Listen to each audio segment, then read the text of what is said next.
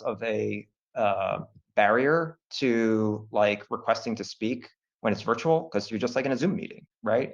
And so there's like less friction there than like standing up in front of like, you know, a few hundred people, right? And having all those eyeballs on you, right? And so a lot of people, I think, like have that you know, that reservation, right? To get in, like, does what I have to say really matter that much that I'm going to stand up in front of like hundreds of people and say something? Whereas on a Zoom call, it's like you feel more free to do that. So I think that contributes, I think, somewhat, I think. And so I think as moderator, it's kind of, it's on me to be able to like maybe regulate that a bit better, but it's ultimately up to the meeting to decide like how much they want to debate something, right? So I guess, yeah, there was another point here you raised about kind of like diversity and participation. Yeah, it's like it's just a very different feel like in person than remote. It's like there's things that are great about both that you lose in the other, right? And so No, I appreciate the previous comment around, the hybrid for accessibility and, however we can all kind of support kind of making those changes in the legislature. I hope that we can get there. Yeah. For more deliberation too, there's the spring precinct meetings.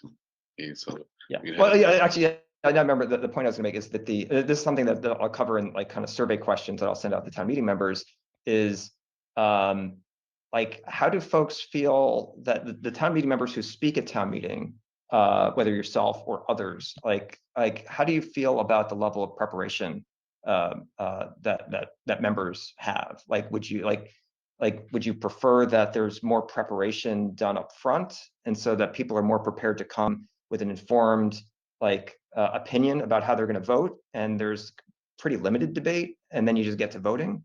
Or do we want to spend a lot of time like really delving into like a live debate about a topic, so we're kind of like deliberating it real time on the floor of town meeting, right? Because like those are very different models, right? And some people I think come prepared for one model, and other people come prepared for the other model. And it can be very frustrating if you feel like the model that you went in with that mindset like didn't play out, right?